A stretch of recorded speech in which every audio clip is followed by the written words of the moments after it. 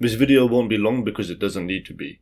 Stopping intrusive thoughts is actually very, very simple. It's a little bit difficult to practice, but it's pretty simple. I'll teach you how. I'm going to split the video into two sections: stopping the intrusive thoughts and increased focus. To stop the thoughts, your mental state needs to be in a more calmed, relaxed and healthy state. The best way to do that isn't meditation, it's sleep. Many people in our modern world have very, very, very bad sleep. They don't take care of their sleep. The sleep is seen as something optional. They do not craft their life around sleep. If you're someone that's more health conscious and you care about having higher energy levels, then fix your sleep. I'll tell you most of the things I know about fixing your sleep that are easy to implement. The first one, do not eat within 2 hours of your bedtime. Now this is actually really, really, really important. This will literally wreck your sleep quality. I'm not even joking. It will destroy your sleep quality. Eating especially a heavy dinner less than 2 hours before bedtime. The reason why, it increases your resting heart rate and you are digesting. Increased heart rate leads to worse sleep. Simple as that. Increased heart rate leads to worse sleep. That's all you need to know.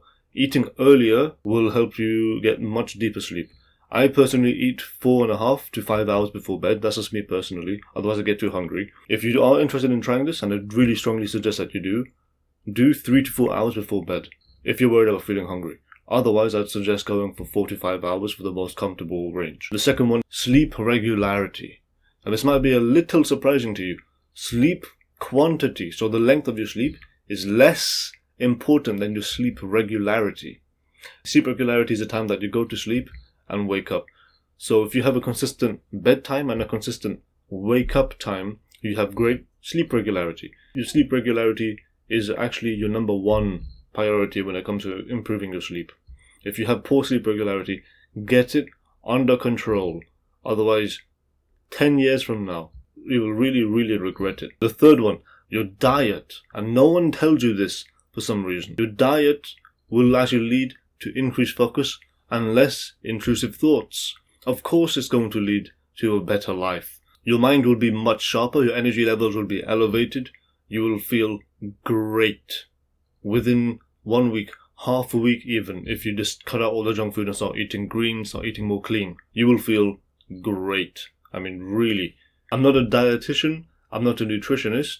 If the ingredient list looks like you shouldn't ingest it, you probably shouldn't. Indulge once in a while. Sure, I have junk food every now and again because I like it. Alright, it makes me happy. I've given up ice cream though, unfortunately, because I like it too much. If you have doubts about a better diet increasing your focus, just try it for 3 days. I mean, seriously, just try it for 3 days. Alright? You're probably going to come back on this video and like and subscribe and tell me how great I am in the comments. And the next one, better mental health. Now, mental health is a bit of a thing that people don't really know how to develop. I'll tell you how to develop it. It's very, very, very simple. The big three: sleep, exercise, and diet. Okay, great, but there are some people that just can't be asked to do that. So what can they do? If you haven't heard of journaling, this might sound a little ridiculous. It became really, really popular back in 2020, I think, when self-improvement was taking off. But regardless of what the trends are, human nature stays the same. Journaling, for some reason, psychologists don't know why, neuroscientists don't know why, just writing about emotionally intense experiences on paper, not typing it out, writing with your hand on paper will just seemingly magically decrease the intensity of the emotions about the experience. So if you're really stressed or worried about something, or you just need a bit more focused thought on something, I strongly recommend you begin journaling. I've been journaling for 6.5 years now. Damn! It has been one of the best things I've ever done for myself. I don't use that lightly. I know that all these influencers are like, oh my god, life-changing, I had blueberries for the first time. I'm being serious. I literally would not be where I am today if it wasn't for journaling. The next one, less screen time. I know that a lot of us are unwilling to let go of our screen time. I know, oh my god, less screen time. I know it's our way of relaxing. It's our way of getting our mind off of things. It's our way of stimulating ourselves just to get rid of boredom. But if you're not fasting from the internet, every now and again at least, every now and again, take fasts from the internet. Otherwise, if you're depressed, or you're not particularly happy with your life, or you just know that social media is doing a bit of a number on you, have an internet fast. Leave it for 2 days, 3 days, maybe even less, 1 day. Because if you don't, and you're constantly bombarding yourself with what is pretty much useless information designed to spike your emotions, to keep you engaged on the platform for longer than you want to be engaged on the platform. You're not going to give yourself a fighting chance at clearing out the entire stockpile of emotions you have up in there. So take a break from the internet every now and again. It could be 6 hours. But really, just take a break from the internet every now and again. It will help clear your head from things. And of course, with the clearer head, you'll have less intrusive thoughts. I have a more in-depth video about decreasing screen time, why you should do it. And the last one, building a consistent routine. Now, this one's obvious enough. You'll notice that there's a running theme in all of the ones that I've talked about. It pretty much just revolves around improving your mental health and your physical health. Well, that's it. It's a bit of a daunting task to undergo because health is seen as a bit of a bad thing. How's health a bad thing? It's like, avoid this, avoid that, cancer, heart disease, diabetes, obesity. Health isn't about avoiding everything that's ever existed, because it's not possible. Health is about improving, bettering, okay? You don't need to avoid junk food that was better for you. You don't need to avoid nights out or drinking heavily, even though you probably should, even though it's better for you. You just need to decrease it and increase things that are healthy for you. What's more important is to increase things that are healthy for you and decrease things that are bad for you. Not get rid of them completely or be a total health nut, because most people won't want to do that. So as healthy as you want to be, as in how much you are willing to give up to be healthy, how much things you are willing to incorporate to be healthy, just do that. Do what you are willing to do. Because if in the future you want to become healthier because you are already doing healthy habits and you want to take it to the next level, that's great. If you don't, that's completely fine, because you are better off than you are now. Most people, when they think of intrusive thoughts, it's just like a silly thought that comes into their mind while they're trying to focus on doing something, and that distracts them. And that's who this video is aimed for. I probably should have said that earlier in the video, but here we are. Like, if you have intrusive thoughts that are violent, dangerous, if you have intrusive thoughts that people are going to attack you, or if it's ridden by anxiety, please seek professional help. And now for the second part of the video, how do you level up the skill of focus? And focus is a skill, which means that if you have absolutely trash focus, you can improve it. I am an idiot, and I managed to improve my focus. So I'll teach you a foolproof way of increasing your focus. The first one's practice, practice, practice. Just do more work with the intention of being more focused when you do it. So every time you get distracted or something, because you want to be more focused, you just bring your attention back. The book Deep Work by Cal Newport actually is pretty useful on this. It tells you how to enter a deep work flow state. I'll tell you what you need. No multitasking. So focus on doing one thing at a time.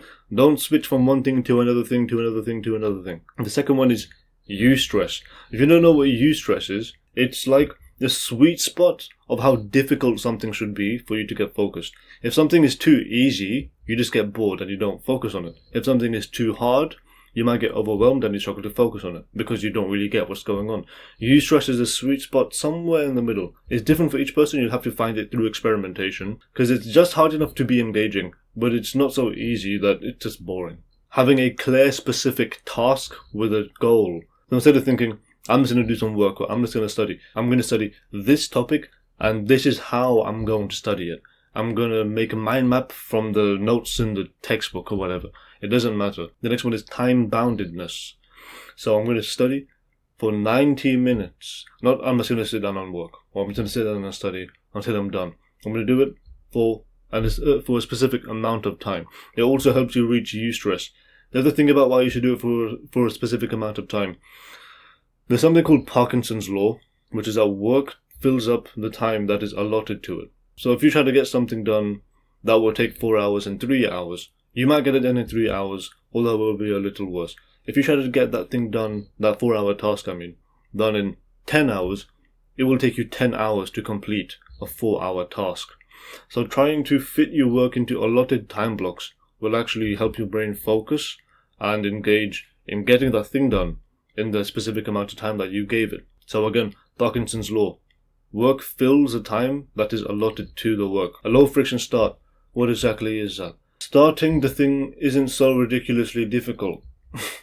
So if you're trying to begin an endeavor like starting a business, for example, it's going to be a little difficult to get deep work done in the initial stages, because the friction to starting that is probably going to be pretty great. But as you get more used to it and the tasks become more specific, defined, and even smaller, like do 10 cold calls, then the friction to start becomes much smaller. And of course, no distractions. Be in a distraction-free environment, otherwise you will not be able to focus. And if you're willing to do this as well, this will supercharge your focus. I mean, seriously, it is so great. Meditation. Now, meditation is a bit of a thing. Everyone's heard of it. Everyone knows that it's good or something. I don't exactly know what it does. Meditation is very, very simple. I'll teach you how to do it right now. What you do, you focus on like this part in the middle of the nose. It's called the septum. You focus on this sensation of the septum as you breathe in and then as you breathe out. If you're starting off, this must sound ridiculously small. Do it for 10 seconds. Do it for 10 seconds a day. If you overshoot that 10 seconds, that's great, wonderful, you exceeded the target. And then the next day, do 10 seconds. Don't move the goalpost. Just continue to do what is comfortable. Because meditation is one of the things that you don't see a result until like 2 months after you start doing meditation. But when you notice a result, you really do notice it. It's one of the delayed gratification activities that really is delayed. I mean, it takes a while for you to start noticing improvements. There's another type of meditation I like to do for relaxation. It's called box breathing. So you breathe in for 4 seconds, hold for 4 seconds, breathe out of your mouth for 4 seconds, and then hold for 4 seconds. I'm not going to demonstrate it because no one wants to see me meditate for 16 seconds. But do that for like 4 rounds. So it's really pretty short. It's 1 minute, 4 seconds. A lot of people here, meditation is really great, and then they don't do it. Let me just try to motivate you towards doing it. There are studies that have linked meditation, or people who meditate, with increased income. Ooh, money! Alright, now that you want to meditate, go do it. Alright? 10 seconds. Well, I said this wasn't supposed to be a particularly long video, but here we are, because I just love yapping. I love yapping. Alright, hope you found something useful. Have a good day. Or night. Or I'm still yapping.